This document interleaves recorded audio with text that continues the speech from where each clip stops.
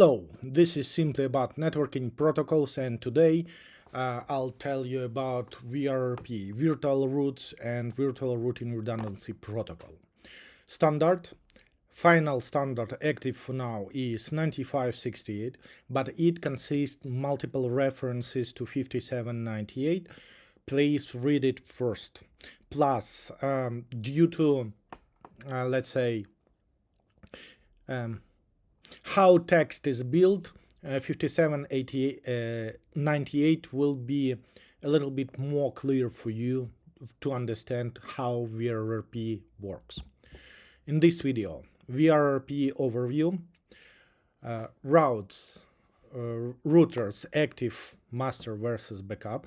By the way, this latest standard call the main responsible router as active, previous one 5798 call as master, and I don't know, for me as not an English speaker this is more clear.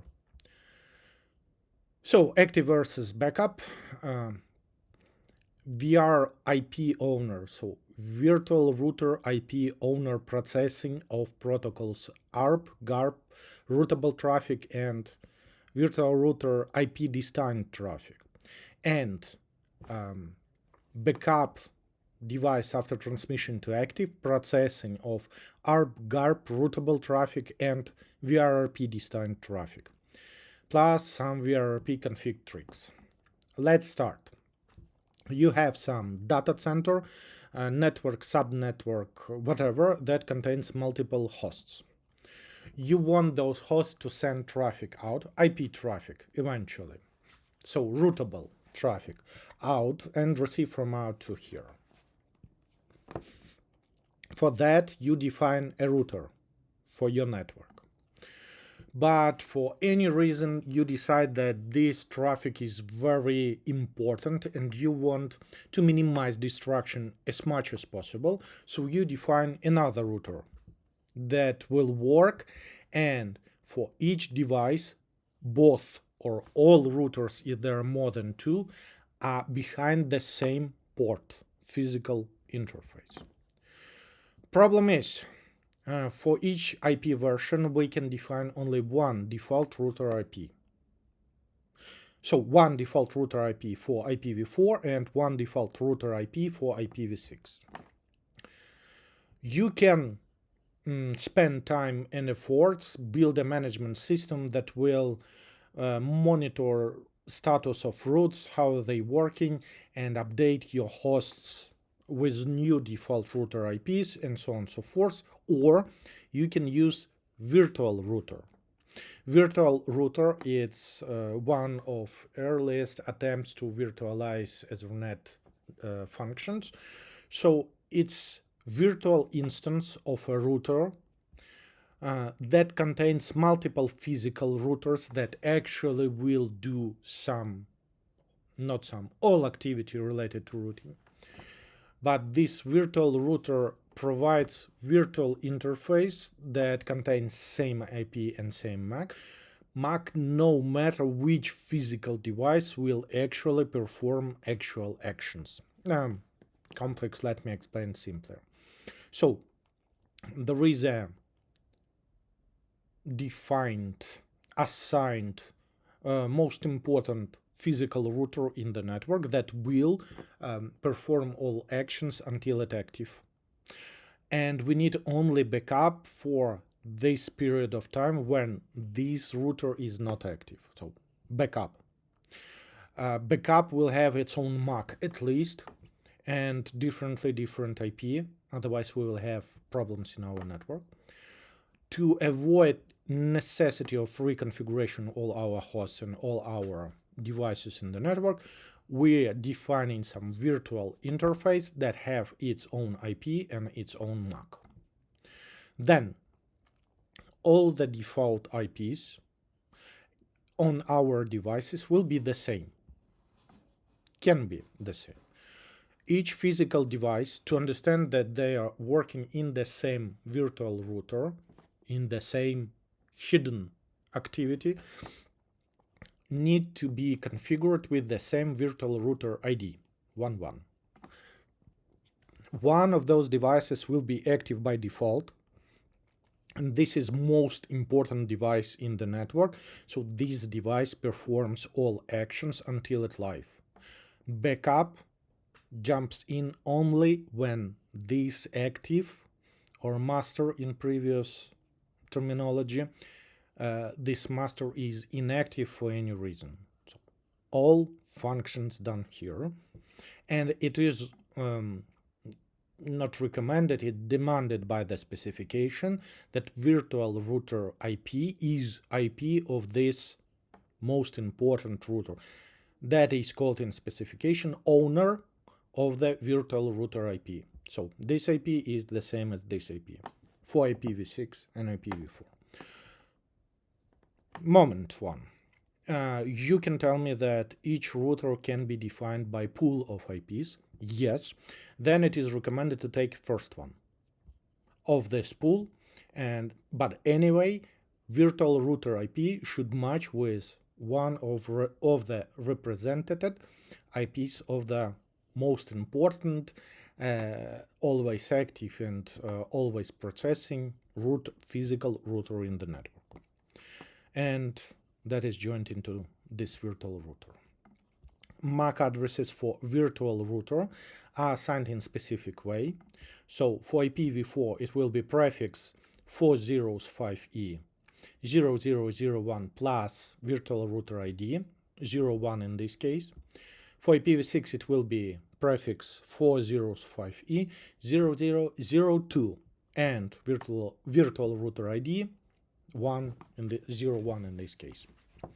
So we defining as default router IP for our devices virtual router IP. Very simple. And another, so we have one responsible and another irresponsible that jumps in only in some cases, so it's called backup device. Active versus backup. We are configuring our virtual router in the way that it has active or master in previous terminology device. Its IP equals to virtual router IP, or vice versa, virtual router IP equals to its IP, and they need somehow communicate between physical routers to keep updated about their statuses and who's doing what, who's doing and who's not. For that, actually, VRRP protocol is used. VRRP contains advertisement frame packet. How it works? So backup device has a timer in it. This timer is ticking until it reaching some threshold. If during this process router that is currently active sends advertisement, and this advertisement received on backup drops timer to 0. Active router should send advertisements every period of time. So this is a periodical notification protocol.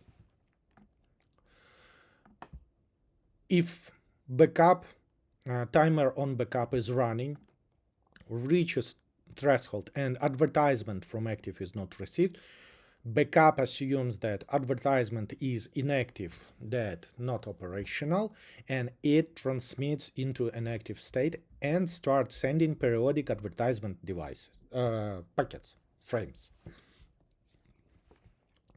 What's the point? So since we have device that is responsible for network until this device up, and their IPs are the same, so priority of this device is the highest, 255. No other device can have higher priority. It should be 255 for the owner, for the master, for the most responsible. All other backup devices can have priority between 1 and 254. This priority is transmitted in advertisement packet, so when device receives advertisement with priority higher than its own, this device understand that it's still backup and not jump in as active. 0. If backup device receives advertisement packet with priority equal to 0, This is, I'll call it goodbye packet. So our active knows that it will become inactive for any reason. For example, it's being rebooted. It sends advertisement packet with 0 immediately, backup receives it, and transmit into active state immediately without any timeouts and so on, and starts sending periodically advertisement packets of VRRP protocol.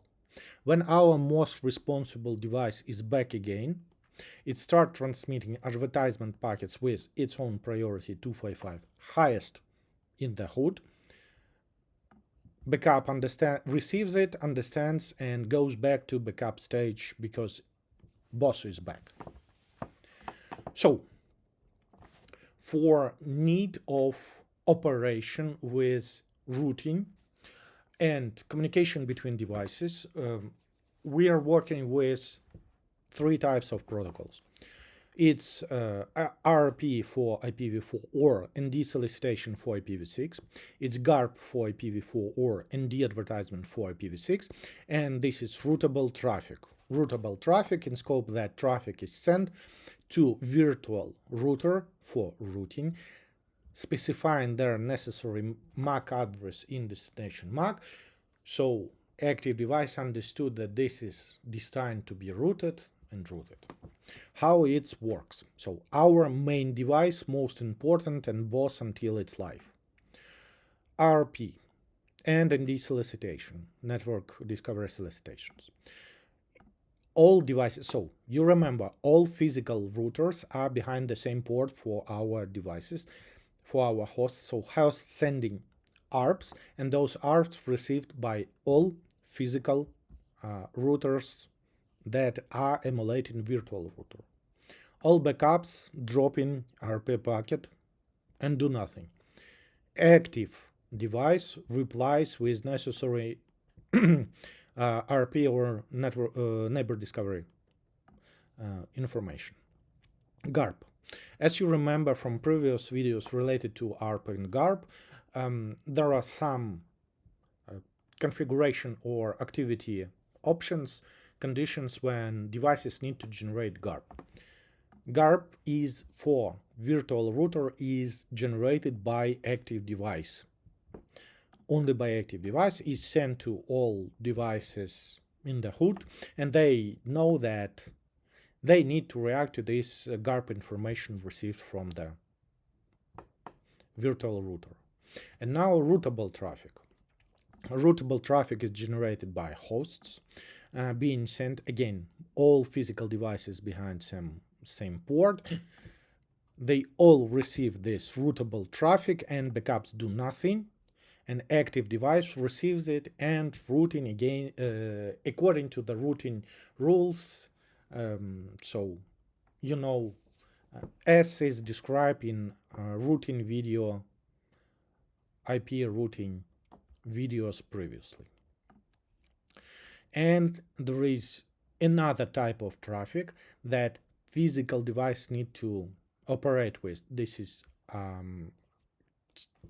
let's call it VRRP destined traffic. It destined to this IP address, but not virtual router for routing, but some I don't know, configuration, control, communication protocols, things like that. So only physical device that obtains this actual IP will apply to this traffic. While our boss is in the house, it will receive packets. Backup will drop because they don't have nothing to do with that. If this traffic expects any replies, active device will send replies back to the destination. So this is how it works. Now let's go to the situation when our boss is inactive for any reason, whatever. According to transition schema, you can find exact steps for this transition schema in specification. Our second physical device became active, sending advertisement packets, and how it processes ARP and all the other. ARP, the same thing, so device for any reason, for example, it up, it needs to find a MAC for default router IP, send the RP or network neighbor discovery solicitation. Our currently active device received this packet, accepts it, and send replies. So very similar to main device actions. GARP. Now backup device generates GARP from the name of the virtual router to the destination where those GARPs will be somehow processed. Routable traffic, the same. Active device now receives those packets and accepting them and processing according to the routing information, configuration, and so on and so forth. So active device emulates accessibility and interoperability and control over virtual router. Why there is difference between owner of virtual router IP and not owner of the virtual router IP? This is all other traffic. So while this device is active and appears some situation where, for example, during routing a CMP should be sent, this device will reply with a CMP. This not. So all that traffic, control, direct, and so on to virtual router IP but not related to the routing or detecting devices will be dropped by backup until it is active. Pretty simple. And as you can see from this configuration, we have physical routers that are pretty expensive hardware, where one is active almost all the time and responsible for traffic processing, and other is not processing traffic and just waiting for its minute of fame. Very expensive. How we can omit it? Because this device is not participating in routing, backup device or devices not participating in routing from name of virtual router at all. It's not load balancing traffic, not routing, does nothing eventually until it backup. So you can configure multiple virtual routers on the same hardware, and you will have virtual router with ID 1.